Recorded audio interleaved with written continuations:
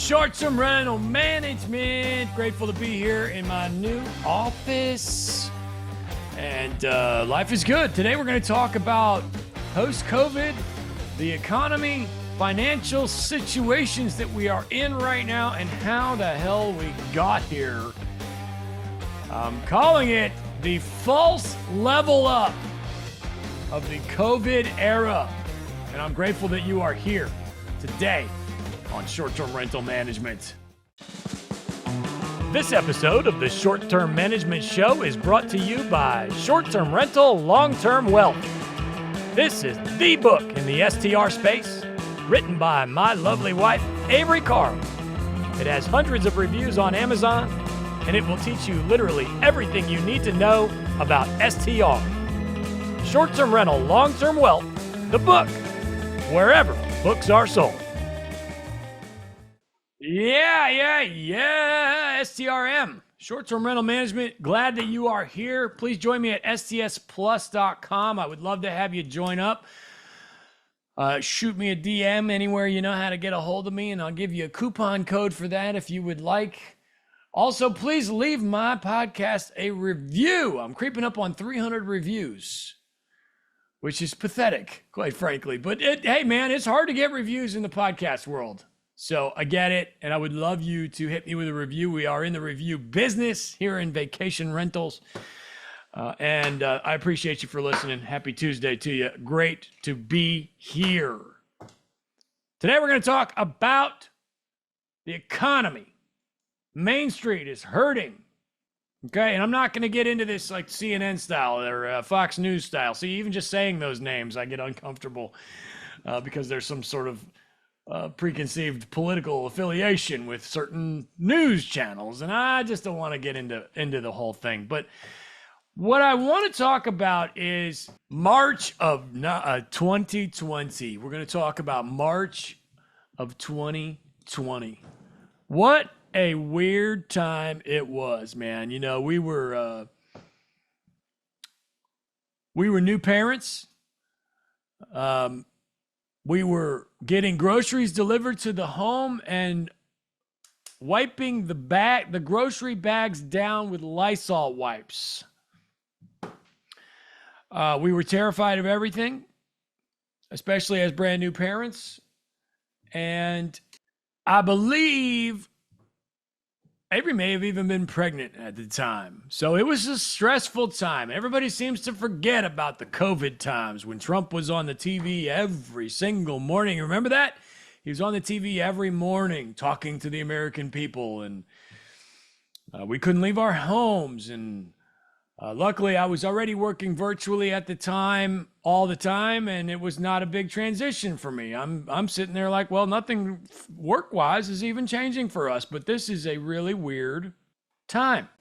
In some capacity, we may have even had a little bit of fun with it. You know, we got to get more familiar with being with our loved ones for long periods of time.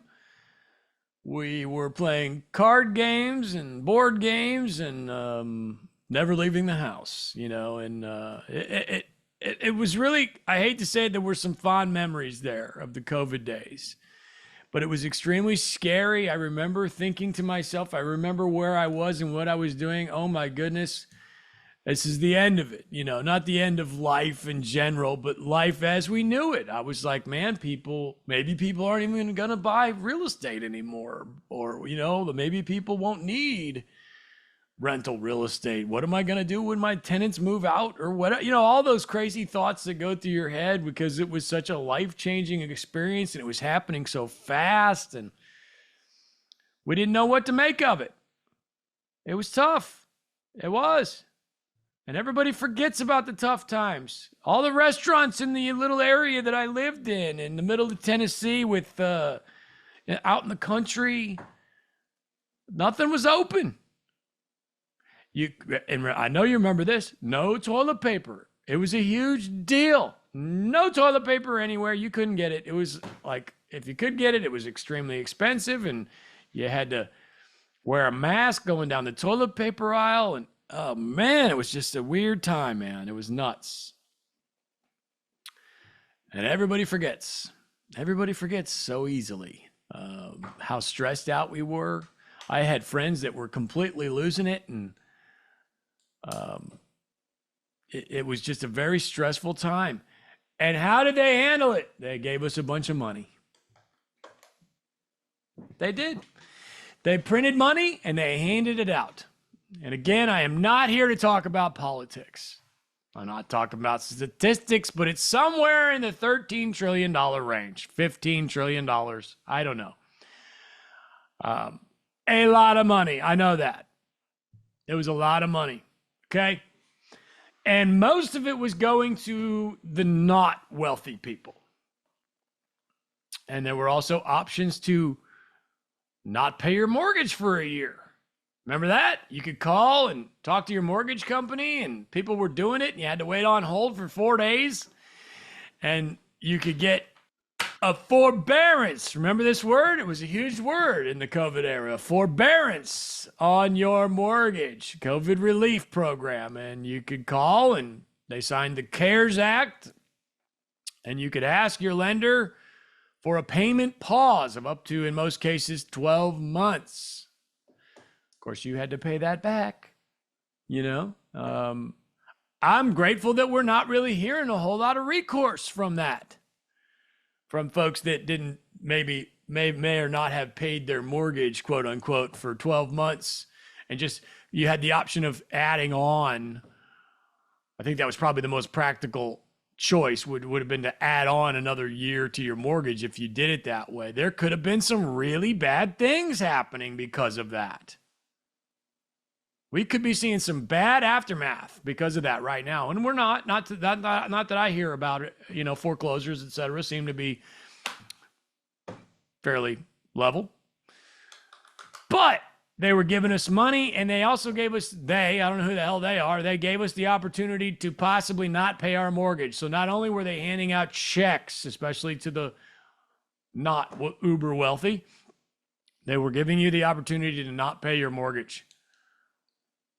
So there was some money floating around. And these type of folks, which I come from this type of a folk, lower middle class, let's say, they are not used to being handed a lot of money. Again, I'm one of these people. Well, I grew up one anyway. I may have changed. I'm a changed person.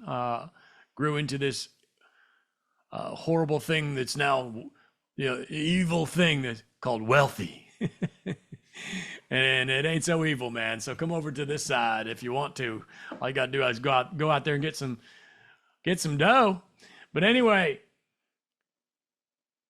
you know, it's almost like winning the lottery in some cases. It's like, oh man, I just got a scratch off for $2,000 in the mail. They just mailed it to me, and I don't have to pay my mortgage this month. Let's go on vacation. And everybody was spending money. And of course, most of that money ended up going to the wealthy people because these people spent it. And then, you know, whoever the wealthy people are have all these businesses or whatever. And that's where the money trickled to, or what, you know. But these folks, they were handed a bunch of dough. And when you let me put it this way. Let me get to the point. When you hand somebody that doesn't have a bunch of dough some free money, what are they going to do with it? It's human nature. They're going to blow it. They're going to blow their money, man. Short Term Shop Plus has live and recorded sessions on the following topics: creating compelling listings, marketing your STR property, setting up a new listing, managing from a distance, finding and acquiring your first or next STR, live revenue management audits with the pros, analyzing an STR for gross revenue. All of this and much, much more is now available at your fingertips with Short Term Shop Plus. Everything you need to know to have success in the world of vacation homes and STR. Please join us at stsconsultation.com. That's stsplus.com or stsconsultation.com to learn more.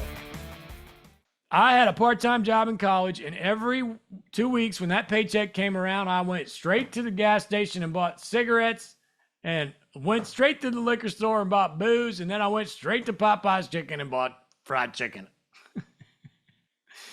I was, 20 years old and didn't know any better. But anyway, when you give somebody who doesn't have any money a bunch of free money, they're going to go out and they're going to buy the best fishing pole they've ever bought in their life. Oh my goodness, can you imagine? I don't have to put gas in my truck because I don't have to go to work. I'm working from home. I may or may not have to pay my mortgage. I can just worry about that later. And I got a check in the mail for some free money. Well, let's go get a damn fishing pole, man. I got the best fishing reel I've ever had in my life. They leveled up. The American people leveled up. They leveled up. The Cambridge Dictionary has a definition of leveling up: to improve or increase, or to make something improve or increase so that it is as good as something else.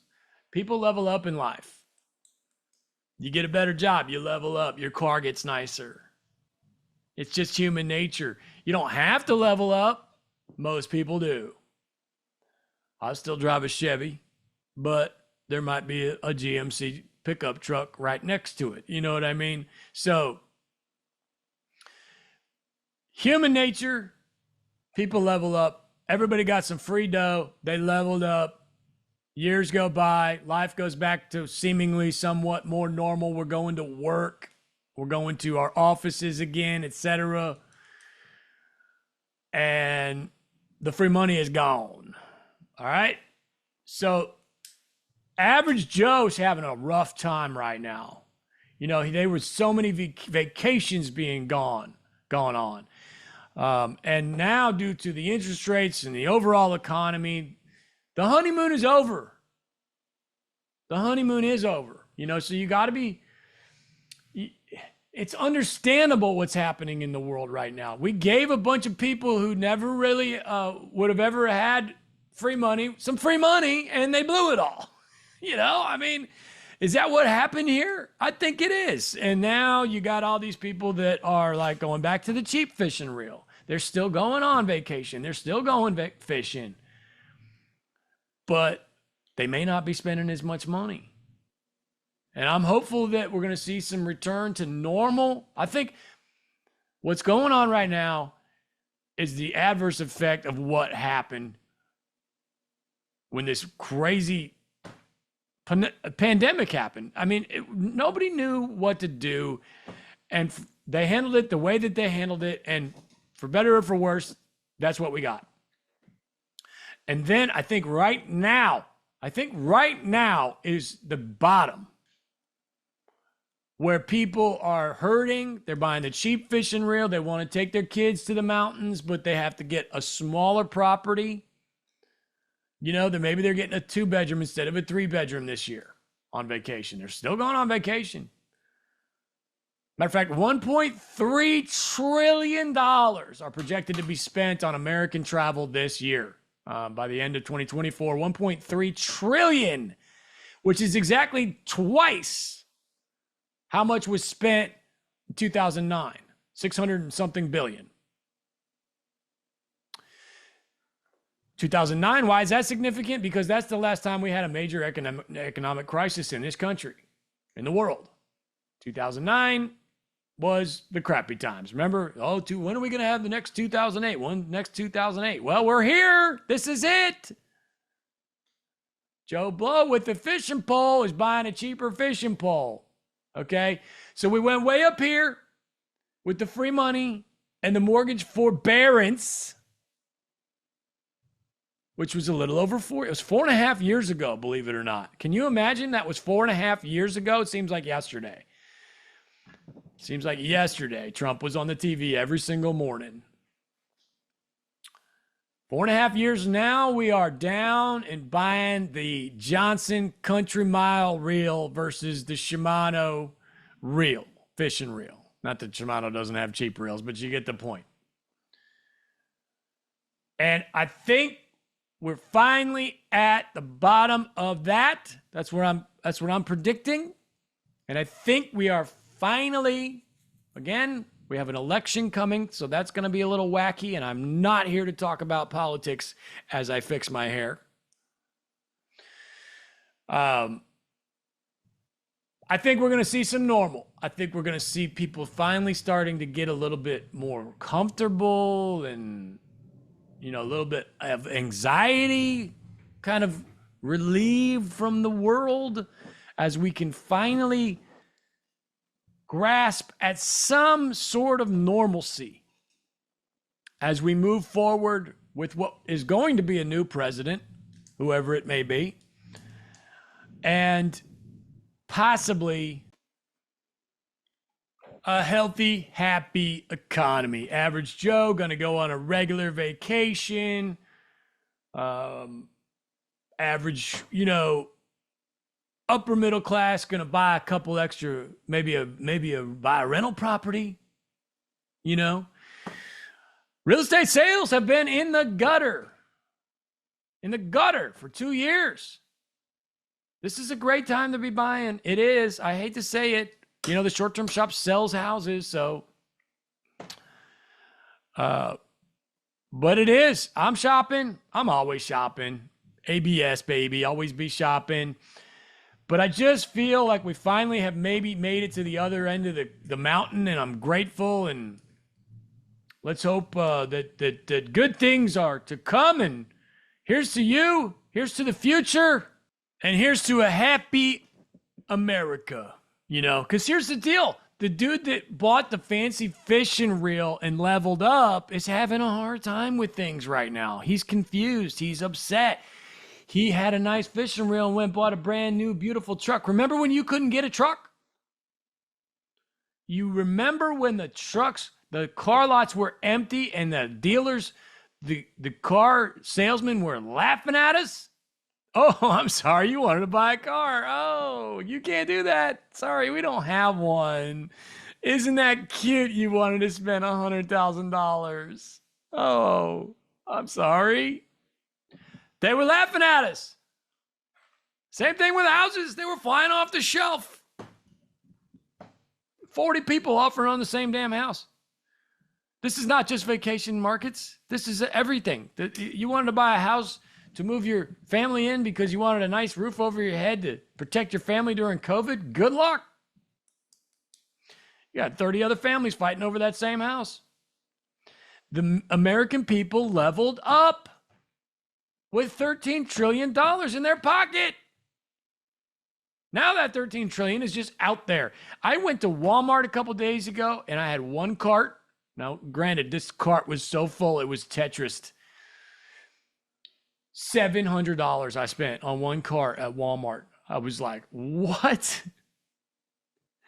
Pre-COVID, that same cart would have been what? I don't know. Maybe 300? Maybe. Times have changed.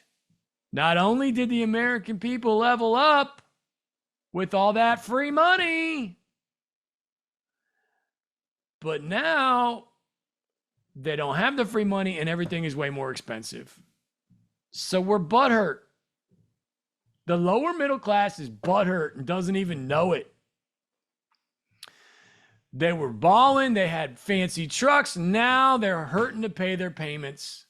And it's a horrible thing. You can't expect them to know any better than to spend that money that you're giving them. Of course they're going to spend it. And most of them needed it. But you see, the problem is they don't even know it. They don't even know it, man. They don't know it. And it's making things worse. They don't know that they're butthurt. They don't know that they leveled up. They don't know that they bought a new fishing reel and now they can't afford it. They thought they deserved it. And they probably did in some capacity, but